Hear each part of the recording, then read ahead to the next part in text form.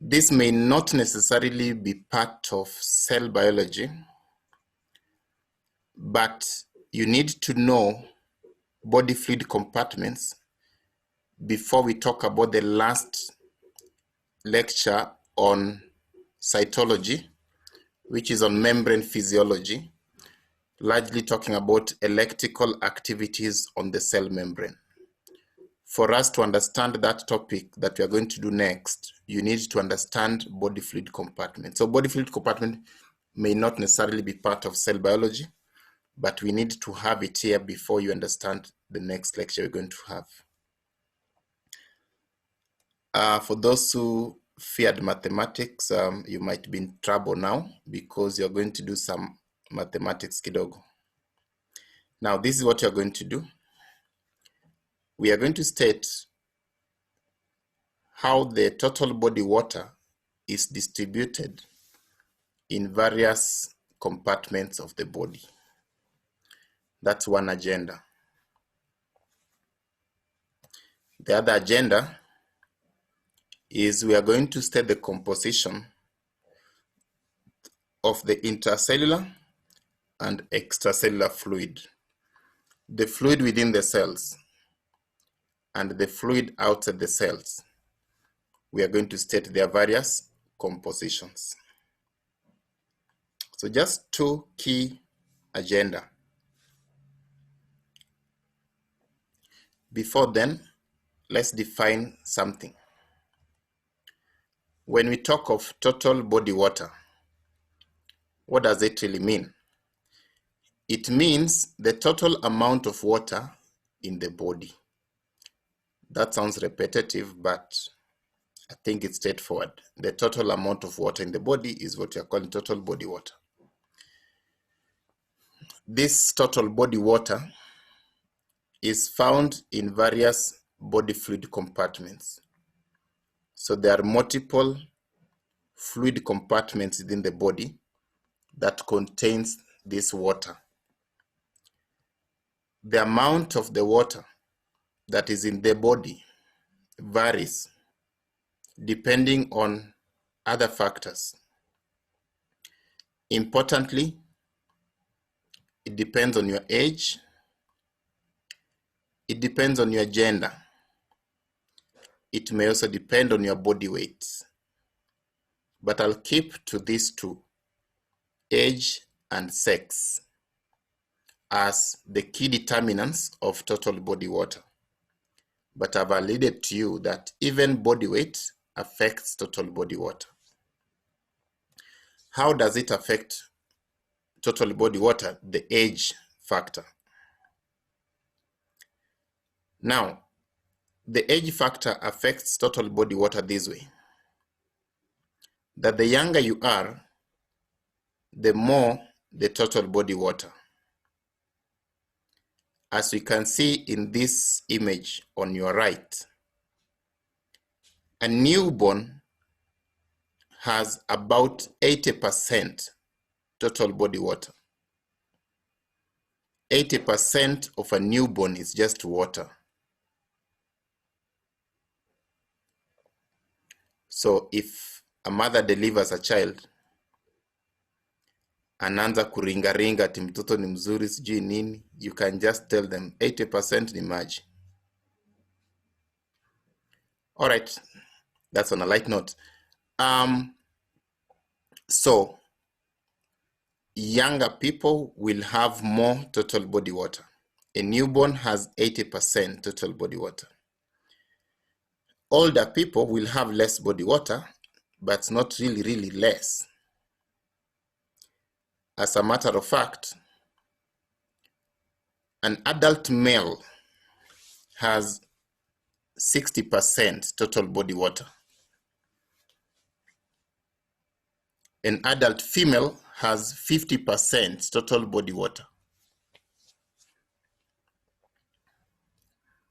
The reason why females have less water is because of fat content. Females will have more fat content than men, and that makes them to have less water because of the presence of fat. Usually they're a bit exclusive.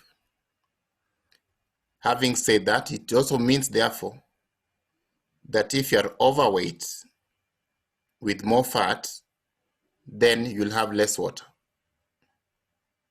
That is how weight also affects total body water. In as much as we've talked about different categories of people having different amounts of total body water, for the sake of medicine, for the sake of physiology, for the sake of pharmacology, where we need to calculate total body water to know how much drug someone should be given and the like, for the adult dosages of drugs, we usually make an assumption that the person who is being called an adult is someone who is an adult male.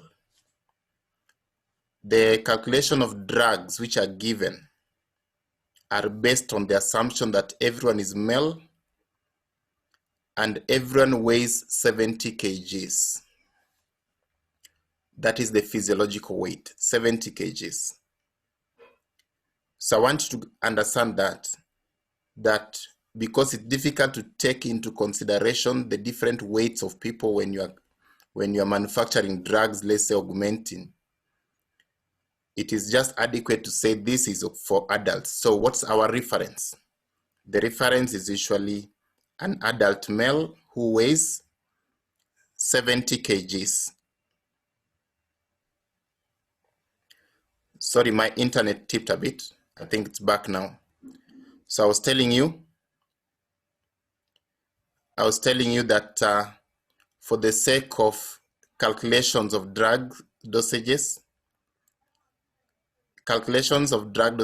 are usually based on the assumption that the adult is an adult male who weighs 70 kgs, 70 kgs.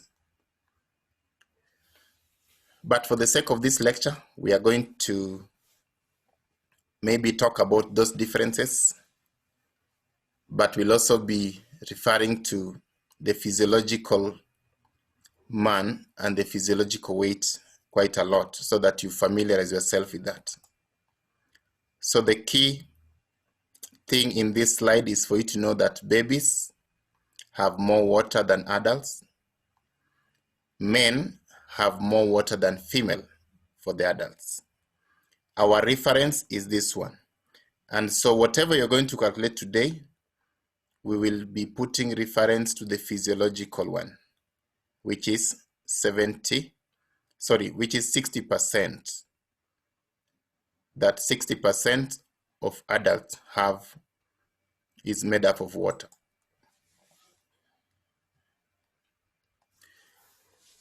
Now, I want to take you through those body fluid compartments. We've said that the total body water is within various compartments. The water within the body is either inside cells or outside the cells. So the terms we use for this are, it is either intracellular fluid or it is extracellular fluid.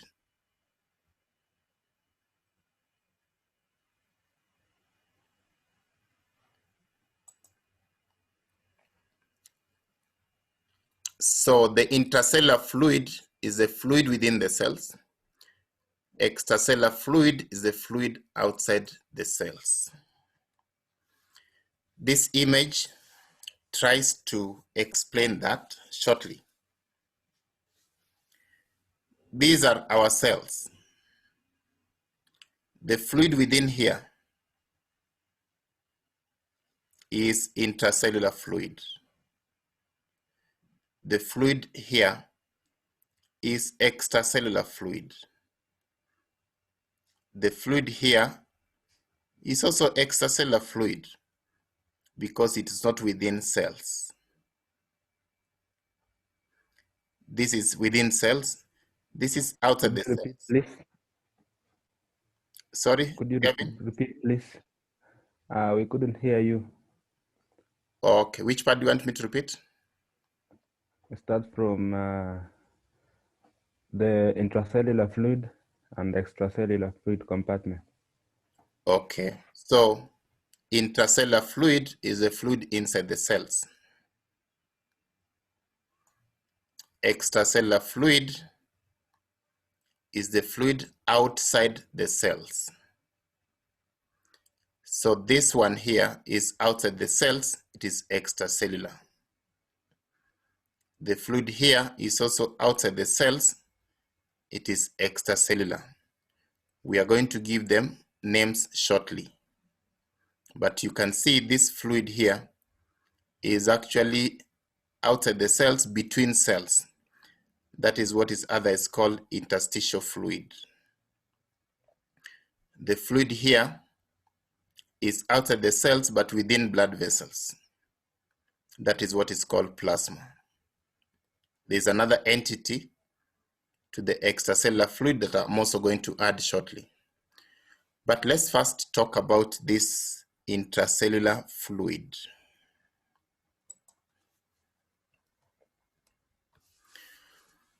So when we talk of intracellular fluid compartment, we are referring to the fluid within cells, as I've told you. This one, not this one. The fluid within cells is what we call the cytosol.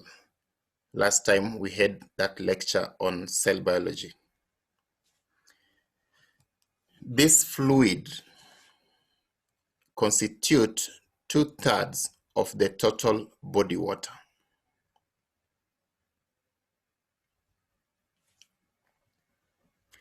Now I want to ask a question at that point then. We have said that the physiological weight of an adult male is 70 kgs. We have also said that the total body water for an adult male is 60% of the body weight. Having said that, I want you people to then calculate how much water is intracellular in someone who weighs 70 kg. Okay, do the calculation, then let me hear your responses. You can type there. So the responses you'll give me in liters. I'm waiting.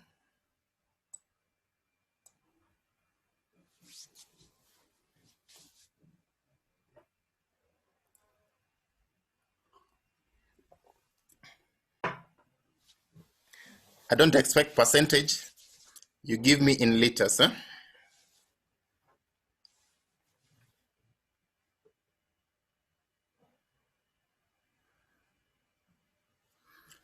So far, everyone who has written something is wrong. Okay, someone has gotten it. Make sure you get 28 liters.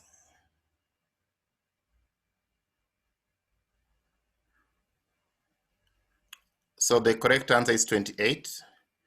Now, I want to invite one of those people. Camila, are you able to tell us how you got your 28?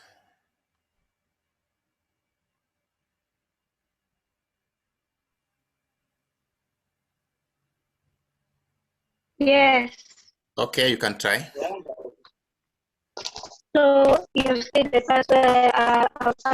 kg of a person is 70 kg, and then the fluid in a man is 60%. So I multiplied 70 by 60 over 100. So I got 42 kg. Then intracellular fluid is 2 over 3. So 42 multiplied by 2 over 3, I got 28. Thank you, Camila. So that's how to do it. For those who didn't hear well, she said that the total body water is 60% of the weight of the person.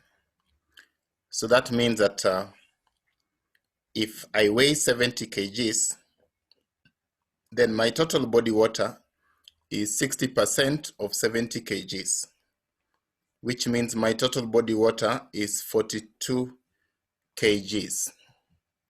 But you can just directly convert kgs into liters by multiply by 1, because one liter of water is 1 kg. You remember the density of water is 1 gram per whatever. So it means that the total body water of someone who weighs 70 kg is 42 liters. The total body water of someone who weighs 70 kg is 42 liters. So we're asking ourselves, if that is the total body water, 42 liters, then how much water is intracellular?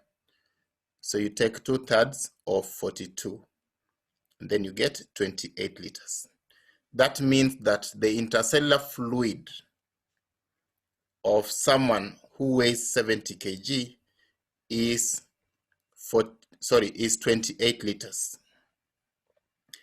Right, I want you to do the same, but now the weight of this individual is 90 kgs. The person weighs 90 kgs. How much fluid will be intercellular? You have a minute. Male or female? Now we agree that physiologically we're referring to the male. Eh?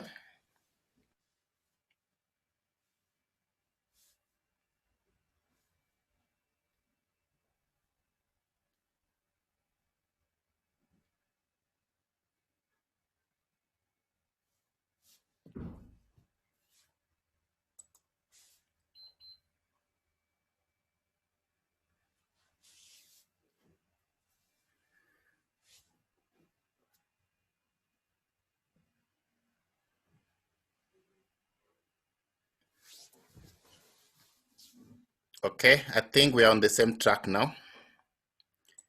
That's good.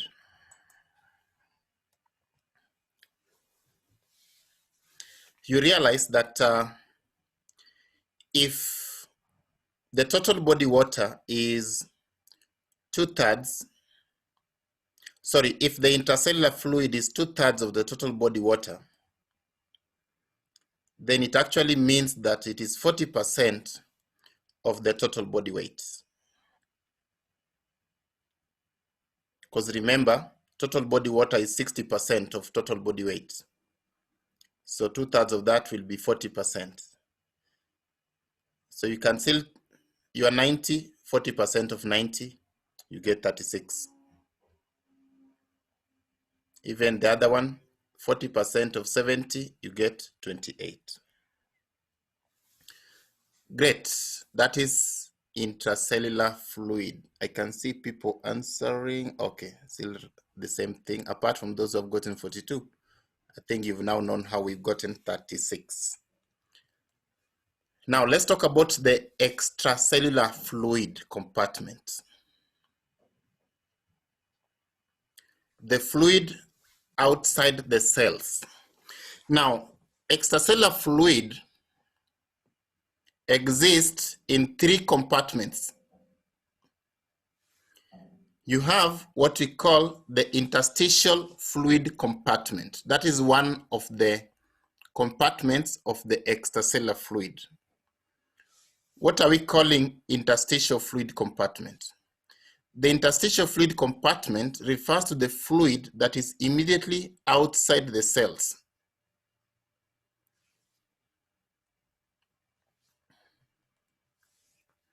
In our previous talk, this is what we called the internal environment. The interstitial fluid constitutes the internal environment.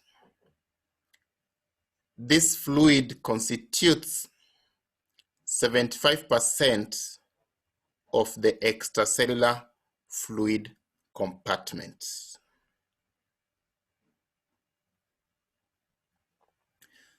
Right. I feel like giving you time to calculate that now. Let's say the person weighs 90 kgs. How much fluid will be interstitial in someone who weighs 90 kgs?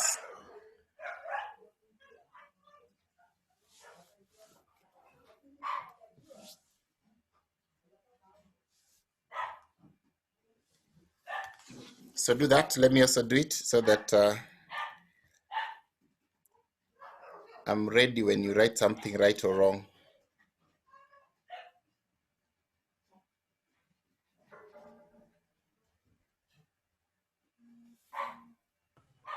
We didn't get your question. I want you to calculate the amount of interstitial fluid in someone who weighs 90 kgs.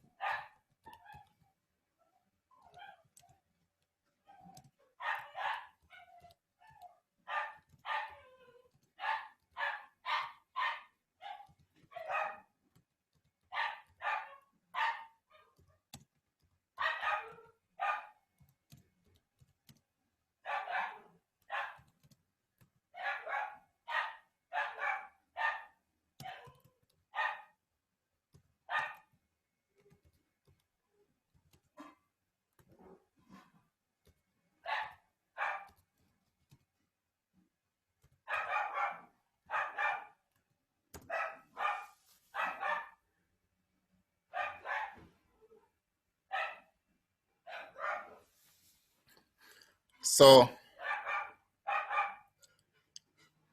that sounds hard for many people. I don't know why.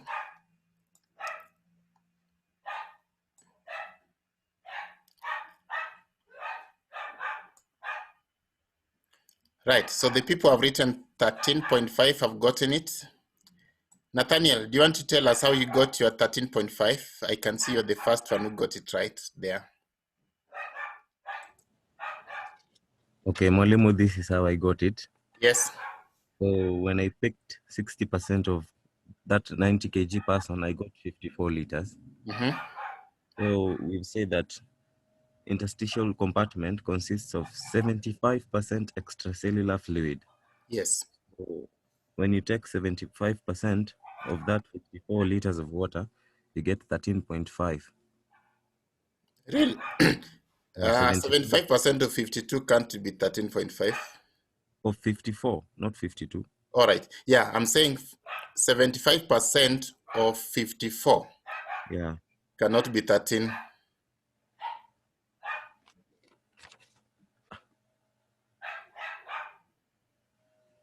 Hammer? You know 75% is 3/4. Yeah, 75% is 3/4. Okay, Yeah. let me do something here. Okay. Okay, someone else?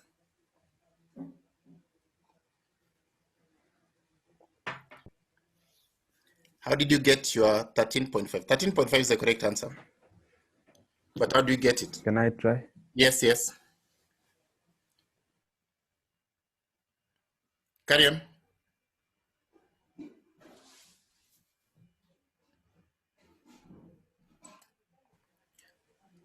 Sorry, I didn't hear the person talking. Who wants to try? Me. Okay, try. I took 60% out of 100 of 90 kgs. Okay. Then I got 54 liters. Yes. And when you said intracellular is 2/3. Yes. Therefore, a third is extracellular. That's right. So I said a third multiplied by 54. Then I got 18 liters. Very good. Extracellular. in the extracellular, you said it constitutes of 75%. Therefore, I took 75% of 18, which is 13.5. Very good. Thank you, Kevin. So that's how to get it.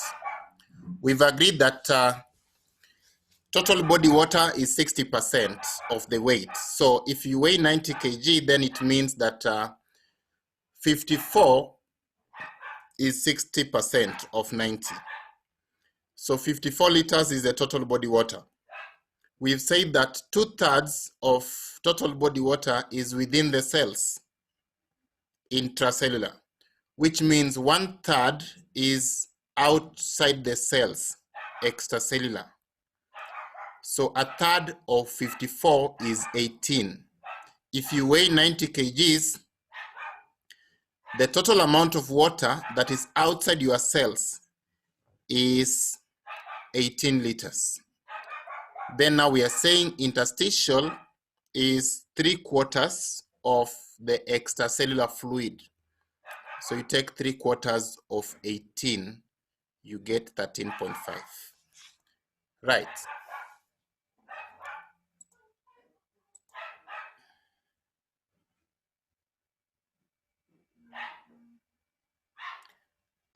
We didn't multiply with 75 twice.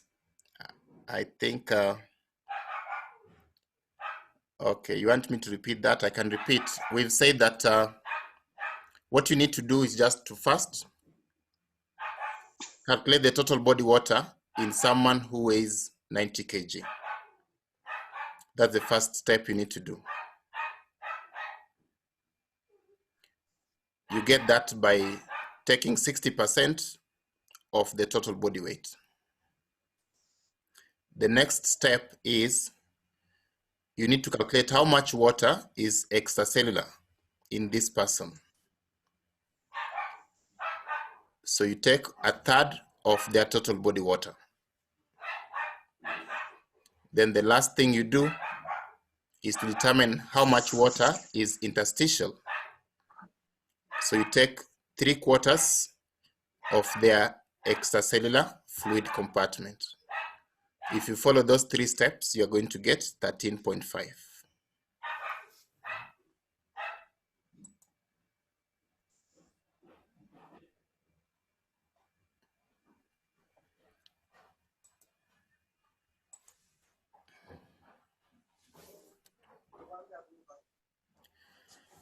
The second fluid compartment, which is extracellular, is what we call the intravascular fluid compartment. Intravascular fluid compartment is a fluid within blood vessels.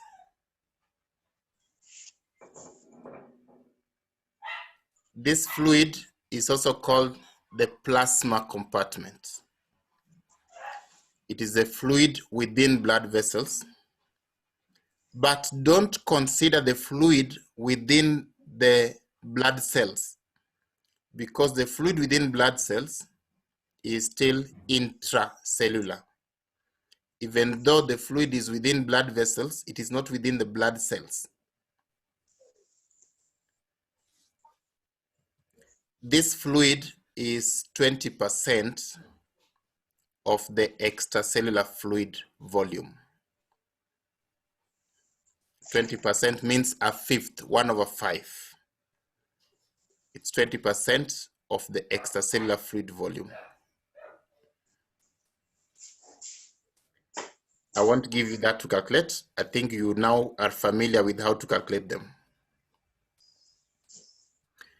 The last fluid compartment, which is extracellular, is what we call the transcellular fluid compartment.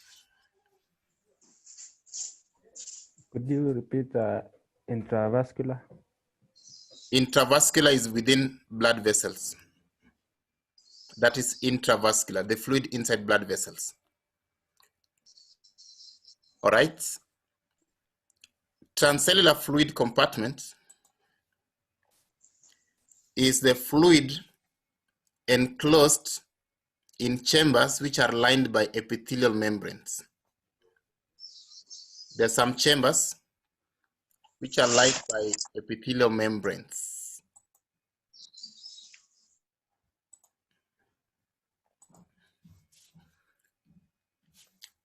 Those chambers are very many, but in total,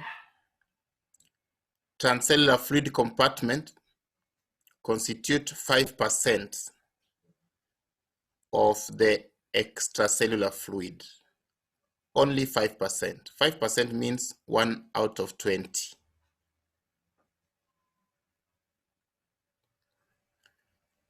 Okay, let me repeat that. My internet tipped. So I'm saying transcellular fluid is a fluid that is enclosed within chambers lined by epithelial membranes. There are very many of such chambers in the body. Even though there are many, only 5% will actually be in these membranes, in these chambers, I mean. And I'm saying 5% is 1 out of 20. So 5% of the extracellular fluid is what we call transcellular.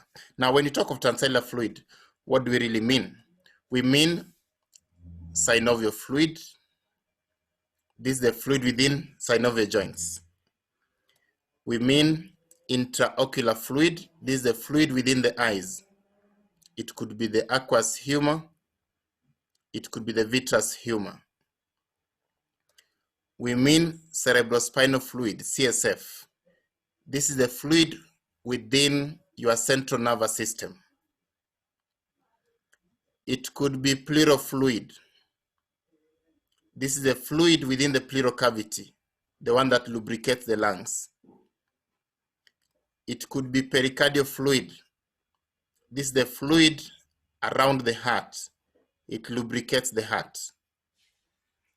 It could be peritoneal fluid. This is the fluid in your abdomen around the intestines. Again, it lubricates the intestines from outside. And it could be digestive secretions, things like saliva, things like gastric acid, things like pancreatic juice, and the like. Now, I want you to look at this list, and you realize that I have not included urine here. Please don't include urine here, because urine is not a body fluid compartment. One unique thing about body fluid compartments is that these fluid compartments can actually redistribute from one chamber to another. If this fluid is within the blood vessels, it can actually go to interstitial fluid. Interstitial fluid can go back to blood vessels. It can go to the pleural fluid. Pleural fluid can go back to the interstitial and the like. But once fluid has reached urine level, it can't go back. That is why urine is not a body fluid compartment. So having said that, let me make a summary of what we've said about extracellular fluid compartment. We have said that there are 3 compartments in the extracellular fluid. One of them is what we've called the interstitial fluid compartment. We have said this is the fluid between cells. It constitutes what we call the internal environment. It makes up 75% of the extracellular fluid. We've mentioned another compartment being called intravascular compartment. We've said this is the fluid within blood vessels, so we call it plasma. And it contributes 20% of the extracellular fluid. And lastly, we've mentioned that there is what we call transcellular compartments. This transcellular compartment refers to fluid in epithelial-lined chambers. And I've given you examples of such chambers: synovial fluid, aqueous humor, vitreous humor, CSF, pleural fluid, pericardial fluid, peritoneal fluid, and digestive secretions. Even though there are many, in total, They constitute 5% of the extracellular fluid. You'll remember that when we are calculating extracellular fluid, we agreed that extracellular fluid is 1/3 of the total body water. Now that intracellular fluid is 2/3 of the total body water. So you can be given anything to calculate about total body water. Either this compartment, this compartment, this compartment. Most of the time, there'll be those ones, because intracellular is straightforward. Then you are given the weight. So what you need to know is to understand that our reference is 60% of total body weight. For you to know the total body water, you use 60% of the total body weight. Right. Okay, I think that was remaining, but I've already told you that the transcellular fluid is intraocular, which means which means aqueous humor and vitreous humor, synovial fluid. Mesothelial fluid is fluid in those pleural cavity, peritoneal cavity, and pericardial cavity. That's what we are calling mesothelial fluid. Pleural cavity, peritoneal cavity, and pericardial cavity.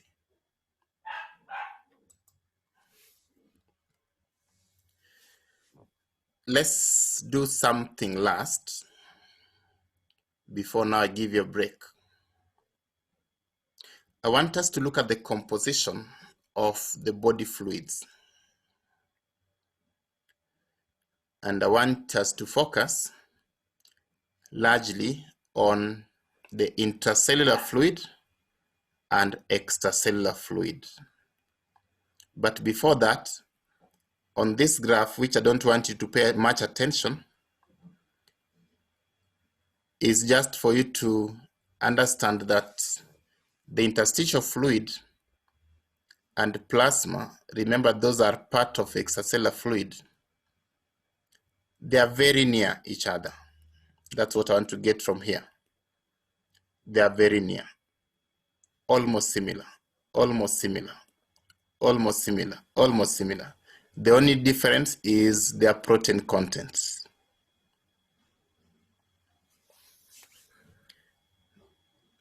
That's the only difference between interstitial and plasma. The protein content is the one that is... Could you repeat, please? I think your internet connection was a bit low. Okay, I'll repeat. So I'm saying, what I want you to get from this slide is that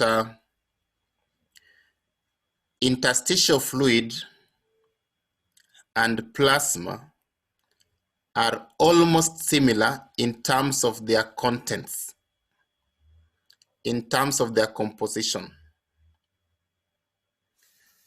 For most of the things, if you look at sodium, they're almost similar. Chloride, they're almost similar. Bicarbonate, potassium, phosphate, calcium, magnesium. The only difference is on their protein composition. That is where now we have more proteins in the plasma compared to the proteins we have in the interstitial fluid. This is the only place where there's significant difference between intravascular and interstitial. Now that is what I want you to pick from this slide. But now I want us to now pick the differences between the intracellular and the extracellular fluid in general. I will use the next slide to show that difference. So we are looking at two fluid compartments here, the extracellular fluid and the intracellular fluid. We are also looking at positively charged ions and negatively charged ions. So There are some questions I want you to tell me from the graph you're seeing here. What is the main intracellular cation? The main intracellular cation is which one?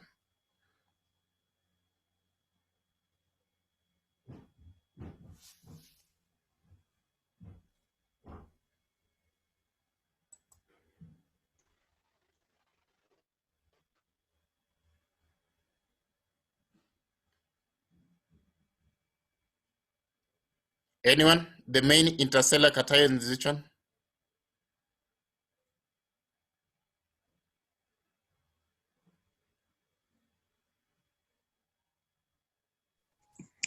Can I try? Yes. Potassium ion. Yes, potassium. Potassium. So potassium is the main intracellular cation. I want you to get that right, and therefore realize that if potassium was to diffuse, remember from our lecture on leaky channels, if potassium was to diffuse through its leaky channels, it will then tend to move from inside going out of the cell, because potassium is the main intracellular cation. I also want you to note that the main extracellular cation is sodium. That means that if sodium was to move along its concentration gradient, constantly sodium will be trying to move into the cell from outside through diffusion. I want you to pick those two. You can ignore these ones, but the other one I want to pick is this one. Chloride is the main extracellular anion. That means that if chloride was to move, it will tend to move into the cell many times because it's more abundant outside. There are two anions which are inside the cell that I want you to pick. Phosphates and proteins. There are more proteins and phosphates inside the cell than outside the cell. And remember, they are negatively charged. They're negatively charged. They're more inside the cell than outside the cell. I'm insisting on those ones because these are the ones we want to know in our next lecture. We want to know that proteins and phosphates are more inside the cell than outside the cell because there'll be implications of that concept. So on this slide, I want you to have a take-home message that the major intracellular cation is potassium. The main extracellular cation is sodium. The main extracellular anion is chloride. The major intracellular anions are phosphates and proteins. They are negatively charged ions. Good. When we take laboratory measurements of these chemicals, most of the time the laboratory estimates that we get will be the estimates of the plasma. So when you send someone for laboratory test, this is what will be measured. This one, the plasma one, because the samples you take are blood samples. You don't take interstitial fluid sample. You don't take intracellular fluid sample. You take plasma sample. So in that, even though you see here that potassium is so high, but it's high inside the cell, Otherwise, if you take blood sample of potassium, it will give you this one. Potassium is usually very low. Extracellular. Actually, if you want to kill someone, just give them potassium. They'll not even last 20 seconds. You'll be taught that. I'm not teaching you to kill. You'll be taught that. All right. So I want to finish this, but let me give you an assignment first. Again, you're not submitting this to me. You will, at your own time, state the key functions of the major anions and cations in the body. And just focus on the previous slide for you to know which anions, which cations. So this slide. So look at what's the role of sodium, how about potassium, calcium, magnesium, chloride. You can forget about phosphate. Okay, you can forget about these three. Let me repeat that. So I'm saying, just look at the major, this one's the first one up to here. What you're going to do is to state their role in the body. You're also going to state their actual concentrations, and the concentrations should now be the laboratory concentrations, which means they're concentrations in plasma, or basically they're extracellular concentrations. So that means when you talk about potassium, this is not the value you're going to give me, because this is intracellular, but this is the value you're going to give me. How much is potassium within the plasma? Because this is the reference ranges that now you need to be aware of, so that you're able to interpret laboratory results of patients. You will look at the concentrations of the different ions in plasma. Then you'll set the functions of those different ions in the body. That would be your assignment. I want to give you a break now. When we come back, we are going to look at membrane potentials. But before that, I hope you people are able to answer those questions that I've projected. Okay, I think they're straightforward. We've already done this one, I think. No, we didn't do it, but I know you can do it on your own. This one I also believe you can do it on your own. Straightforward.